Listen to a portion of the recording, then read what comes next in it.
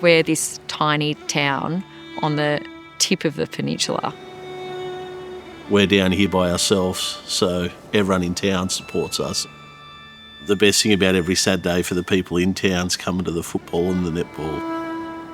This club, it's the heartbeat of the town. You put on Cooter merch and people talk to you in the street. It's always been the way down here. We're a big club in a small town.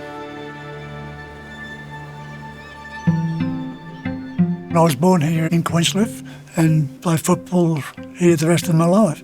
In the 1960s, we won 7 premierships. It was a great time to be playing footy, I tell you. It was a good time to be alive. I think any town, a well-run footy netball club it's a must. Everybody knows everyone, so it's like a big family. Like you're always looking out for one another. You walk around and everyone says hello to you and asking how you're going. You just walk in and you're embraced with open arms by every person here. People look after each other.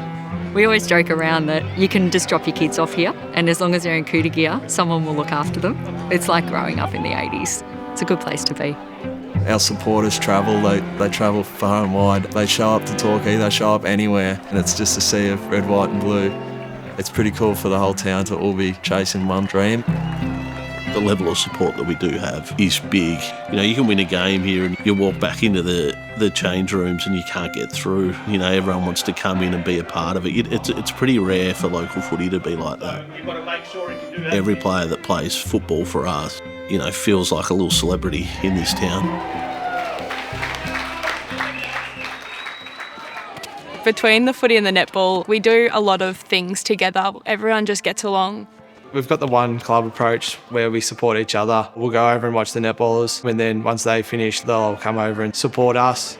I've found the culture the best out of any of the clubs I've been at. The girls probably don't know it, but us boys love that they're always sitting up here in the grandstands all singing out, you know, and cheering pretty hard on a Saturday. We are a community club. We're small enough to have that community feel where you know everyone, you feel like you're connected, but we're powerful enough that we kind of hold our own in what is a pretty big and strong league. Next year there's going to be significant investment in the junior football program to really advance their skills, get them ready for competitive football, ensuring that we're getting the most out of them both on and off the field.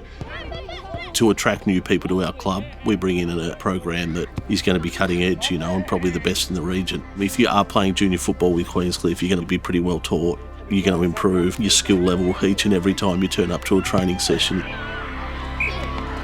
Coming up, I was really lucky to have been put under the wing of a lot of the senior players. So now that I am a senior player, I really try and do the same thing to juniors coming up, you know, trying to get around them, get their confidence up. Heath Jamieson, the senior coach, he will know every junior player's name from under 10s all the way through to under 18s. I feel like that is the epitome of what everyone's striving for here, to feel welcome and just be who you want to be. It's important that when we do get people through the door that, you know, we show them the love, you know, and that's got to start at the top. If it's an Oz kicker that walks past, it's important that you make them feel welcome. It's not my club, it's not Ali's club, it's the club for everyone. Now, I'm proud of some of the past players that we've had that have represented our club, including Darcy Gardner and Jai Clark, who recently competed in the 2025 AFL Grand Final for their respective clubs. You know, I saw both of those kids come through our junior program. It makes me incredibly proud, but equally passionate about who are the next kids that are going to go on to do great things from Queenscliff. When I arrived in 81, I came as a player. My wife played netball and our 3 boys played football. And then for the last 20 years, I've been involved in the facilities development. We had a vision of being able to see the ocean and see the game. All our local tradesmen and life members got on board. And so that's been a pleasure to be involved with such good people that have donated so much time, money and energy. It's now probably one of the best facilities that you'll see in any country football club there in Victoria, Australia. I grew up playing footy in the country up near Ballarat, where it's usually wet and windy and cold. The view out here is pretty special when you're having a beer after training or after game. It's a pretty cool spot to live and it's an even more special spot to play footy.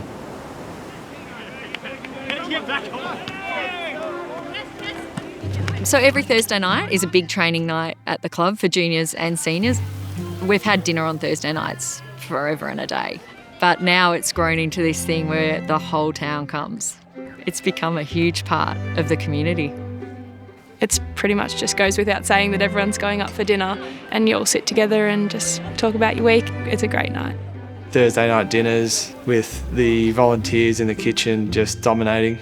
They do such a good job.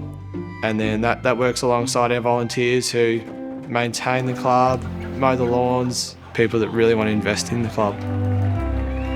The end of last year, the end of 2024, we were named AFL Victoria Community Club of the Year, which is a great feather in your cap for a small town.